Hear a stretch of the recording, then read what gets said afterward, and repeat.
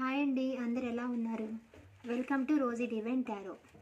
So ఈరోజు మీ personal energies అంటే మీ ఎనర్జీస్ చెక్ చేద్దామండి.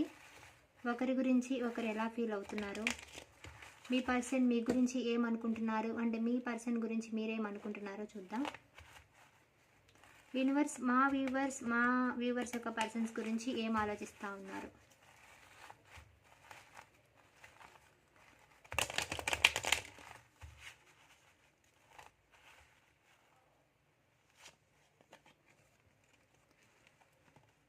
సో మీ పర్సన్ మీద మీకు అంతే కేరింగ్, అంతే ప్రేమ ఉంటుందండి.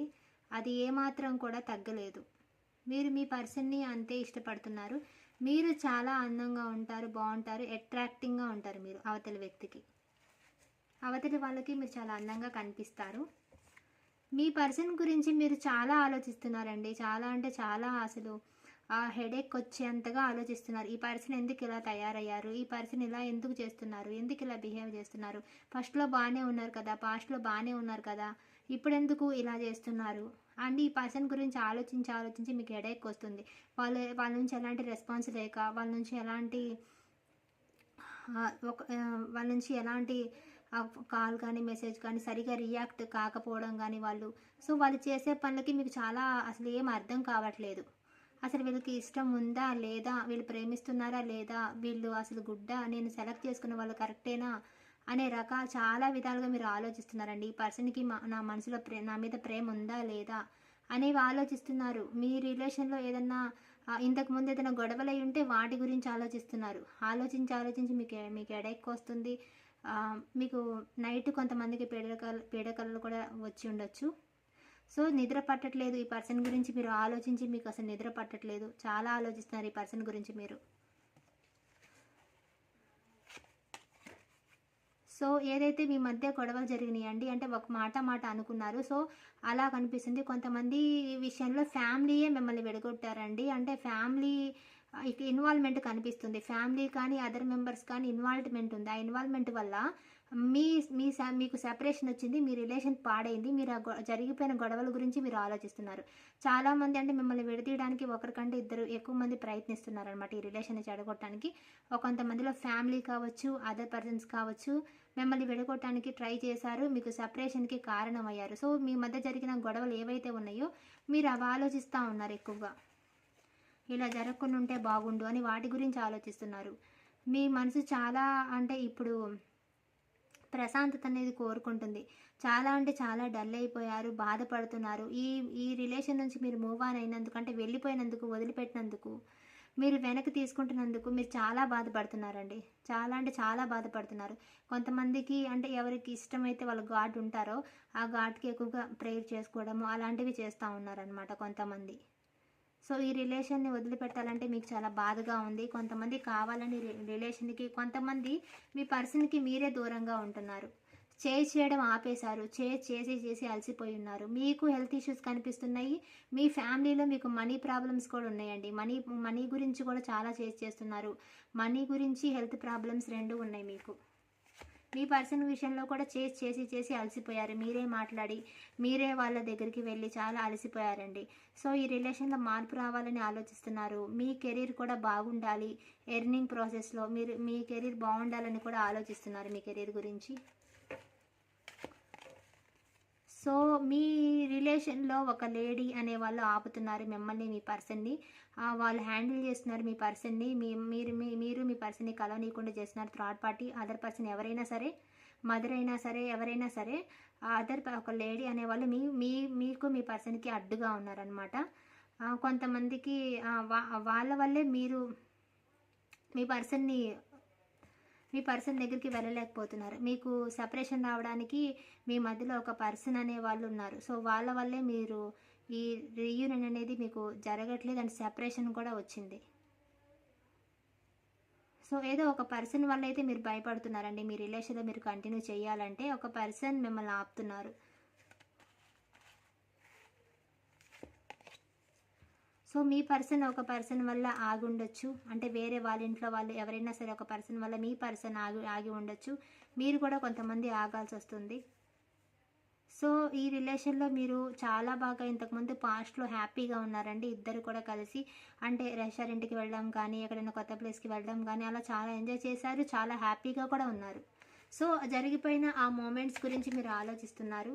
మీ పర్సన్ మీదే మీరు 24/7 మీ పర్సన్ మీదే ఫోకస్ ఉంది మీకు మీ పర్సన్ మీదే మీకు 24/7 ఫోకస్ ఉంచారు. వాళ్ళ గురించి ఆలోచిస్తున్నారండి. వాళ్ళంటే మీకు చాలా ఇష్టం. పాస్ట్లో కూడా వాళ్ళ మీద బాగా ప్రేమ చూపించారు. కొంతమందికి ఇది న్యూ రిలేషన్ అయి ఉండొచ్చు. అంటే ఓల్డ్ రిలేషన్ కూడా అంటే చాలా ఇయర్స్ మంత్స్ అయి ఉండొచ్చు. కొంతమందికి రీసెంట్ అయి ఉండొచ్చండి. సో కొంతమందికి న్యూ ప్రపోజల్స్ ఏమన్నా వచ్చి ఉండొచ్చు. సో మీ పర్సన్ మీద మీకు చాలా ప్రేమ ఉంది. మీరు తనని సోల్మేట్ అనుకుంటున్నారు. పాస్ట్లో మీరు చాలా ప్రేమగా ఉన్నారండి. ఒకరిని ఒకరు చాలా బాగా ఈక్వల్ గివ్ అండ్ టేక్ ఇచ్చుకున్నారు. మీతో మీ పర్సన్ బాగున్నారు. మీ పర్సన్తో మీరు బాగున్నారు. మీ పర్సన్ గురించి మీరు చాలా ఎమోషనల్ అంటే ఇప్పుడు మీ పర్సన్ మీ దగ్గర లేకపోవడంతో మీరు ఎక్కువగా మీ పర్సన్ గురించి ఆలోచించి ఏడుస్తున్నారు. మీ సపరేషన్ మీకు చాలా బాధనిస్తుంది. మీ పర్సన్ గురించి ఎక్కువగా ఆలోచించి అంటే ఏదన్నా మీ పర్సన్కి సంబంధించిన సాంగ్స్ వింటున్నా సరే గుర్తు చేసుకొని ఏడుస్తున్నారు. అంతగా మీ పర్సన్ మీకు గుర్తొస్తున్నారు. సో మీరు చాలా అంటే అంటే చాలా లోన్లీగా ఫీల్ అవుతున్నారండి. మీ పర్సనే మీకు అంటే అన్నీ కంట్రోల్ చేసే వ్యక్తి అనమాట. మీ రిలేషన్లో మీ పర్సన్ చెప్తే అదే మీరు వినాలి. మిమ్మల్ని మీ పర్సన్ కంట్రోల్ చేస్తూ ఉంటారు. సో మీరు ఎదుటి వారికి హెల్ప్ చేసే వ్యక్తి. ఇప్పుడైతే మీరు ఎలోన్గా ఫీల్ అవుతున్నారండి. మీ పర్సన్ లేకపోవడం వల్ల మీకు చాలా భారంగా ఉంది. ఒక హోప్తో అయితే ఉన్నారు. ఈ పర్సన్ వస్తారు అని ఒక హోప్తో అయితే ఉన్నారు. చాలామందికి థర్డ్ పార్టీ వల్ల అంటే చాలా హార్ట్ బ్రేక్ అయిందండి. మీ పర్సన్ మాటలతోనే మిమ్మల్ని చాలా అంటే చాలా హర్ట్ చేశారు. మిమ్మల్ని చాలా బాధ పెట్టారు. అలాంటి మాటలు తలుచుకుంటే ఎంతో బాధ కలుగుతుంది అనమాట. సో అలాంటి మాటలు మిమ్మల్ని అన్నారు. వాళ్ళ మాటలకి, వాళ్ళ బిహేవియర్కి, వాళ్ళ యాటిట్యూడ్కి, వాళ్ళ ఈగోకి. సో మీరు చాలా హర్ట్ అయ్యారు. వాళ్ళు చేసే పనులకి మీరు చాలా హర్ట్ అయ్యారండి. మిమ్మల్ని మీ పర్సన్ మాటలతో వాళ్ళ బిహేవియర్తో చాలా హర్ట్ చేశారు. ఒక థర్డ్ పార్టీ సిచ్యువేషన్లో కూడా మిమ్మల్ని చాలా బాధ పెట్టారు. వాళ్ళ ప్రవర్తన వల్ల, వాళ్ళ బిహేవియర్ వల్ల. సో వాళ్ళు థర్డ్ పార్టీని చూస్ చేసుకొని కొంతమంది మిమ్మల్ని విడిచి వెళ్ళి అటువైపు వెళ్ళి మిమ్మల్ని బాధ పెట్టారు. సో మీరు మీ వర్క్లో ఫోకస్ చేయాలనుకుంటున్నారు. ఎందుకంటే మీకు చాలా బాధ్యతలు ఉన్నాయండి. మనీ పరంగా, హెల్త్ పరంగా మీకు మనీ పరంగా చాలా బాధ్యతలు ఉన్నాయి. మీ ఫ్యామిలీలో మీరు చూసుకోవాల్సి ఉంటుంది. చాలా బాధ్యతలు అనేవి ఉన్నాయి. సో వాటి గురించి మీరు ఆలోచిస్తూ ఉన్నారు. చాలా బర్డెన్గా ఉంది మీకు. ఒక పక్క రిలేషన్ బాగోలేదు, ఒక పక్క అంటే మనీ పరంగా ఇబ్బందులు ఉన్నాయి. సో చాలా బర్డెన్గా ఉంది మీకు. అంతా ఇబ్బందిగా ఉందన్నమాట. కష్టంగా అనిపిస్తుంది మీకు ఈ లైఫ్. అటు లవ్ లైఫ్ బాగోలేదు, ఇటు మనీ పరంగా కూడా బాగోలేదు. చాలా కష్టంగా లీడ్ చేస్తున్నారు లైఫ్ని. సో ప్రతి డే కూడా మళ్ళీ బాగుండాలి, తర్వాత నెక్స్ట్ ముందైనా ఇంకా బాగుండపోతుందా అనేది రోజులు మీరు వెల్లదీస్తూ ఉన్నారు. వర్క్ మీద ఫోకస్ చేశారండి. మనీ ఎర్నింగ్ బాగా చేస్తారు మీరు. సో మనీ మీద బాగా ఫోకస్ చేశారు, హార్డ్ వర్క్ చేస్తున్నారు. సో మీ పర్సన్ యాక్షన్ మీ పర్సన్ అంటే చెప్పాను కదా, మీ పర్సన్ చెప్పినట్టే మీరు వినాలి అనేది. మీ పర్సన్ కంట్రోల్లోనే మీరు ఉంటారనమాట. తను చెప్పిందే చేస్తూ ఉంటారు. ఓకే, మీ పర్సన్ గురించి అయితే మీరు ఆలోచిస్తున్నారండి. మీకు మీ పర్సన్ మీద బాగా ఎక్కువగా రొమాంటిక్ ఫీలింగ్స్ ఉన్నాయి, ఇష్టం ఉంది. సో మీ పర్సన్కి మీరు మనీ కూడా హెల్ప్ చేసి ఉండొచ్చు. కొంతమందికి మీ పర్సన్ మీకు ఇచ్చి ఉండొచ్చు, లేదా మీ పర్సన్ మీరు మీ పర్సన్కి ఇచ్చి ఉండొచ్చు. సో మనీ కనిపిస్తుంది ఇక్కడ. అండ్ మీకు మీ పర్సన్ మీద చాలా ఫీలింగ్స్ ఉన్నాయి, ఇష్టం ఉంది. మీరు మీ పర్సన్ గురించి ఎదురు చూస్తున్నారు. హ్యాపీ ఫ్యామిలీ, మీ పర్సన్తో మీరు హ్యాపీగా గడపాలని ఎదురు చూస్తున్నారండి. అంటే మ్యారీడ్ వాళ్ళు అయితే కనుక మీ హస్బెండ్ మీ దగ్గరికి తిరిగి రావాలని ఆలోచిస్తున్నారు, వాళ్ళు థర్డ్ పార్టీ సిచ్యువేషన్లో ఉంటే. సో ఎక్స్ట్రా మ్యారిటల్ అయినా, లవర్స్ అయినా, ఏ రిలేషన్ అయినా సరే మీతో మీ పర్సన్తో మీకు హ్యాపీగా ఉండాలని ఉంది. మ్యారేజ్ కాని వాళ్ళైతే మ్యారేజ్ చేసుకోవాలని ఉంది మీ పర్సన్ని.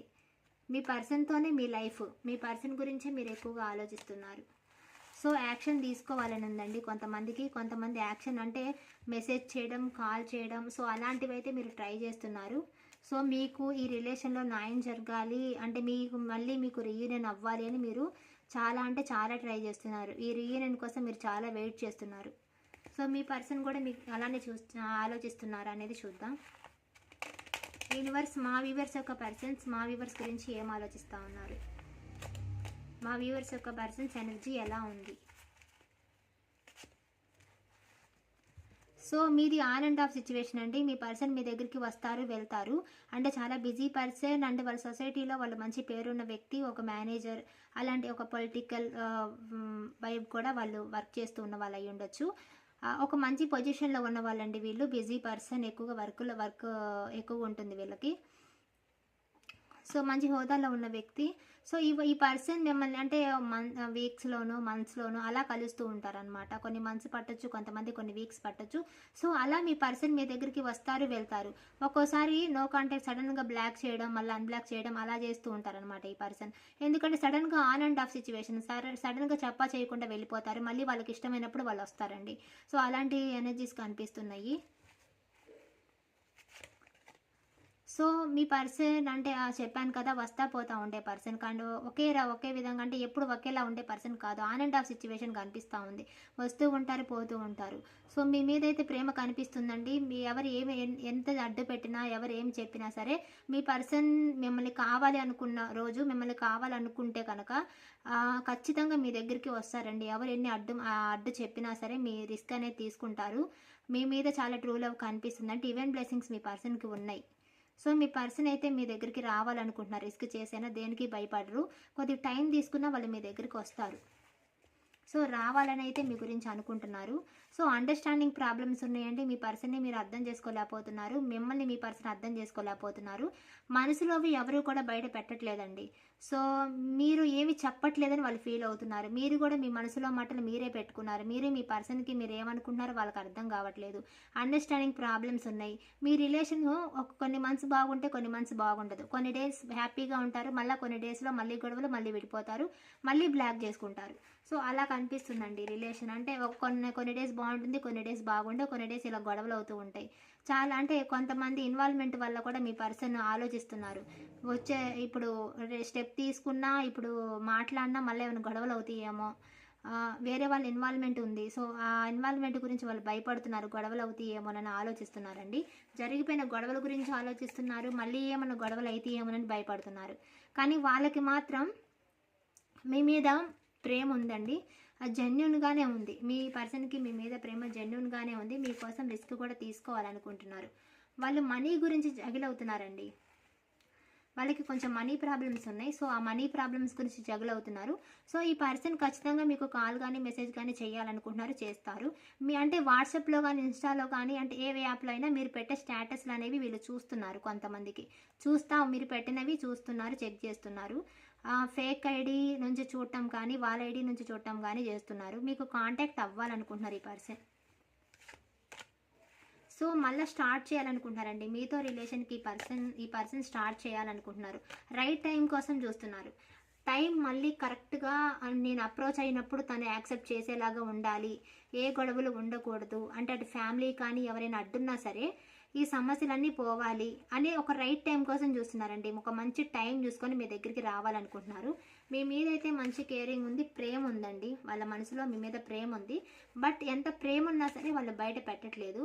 వాళ్ళకి చాలా ఫ్యామిలీలో కూడా వాళ్ళే అంటే పైచే అన్నమాట. వాళ్ళే ఎక్కువ బాధ్యతలు ఉన్నాయి వాళ్ళకి.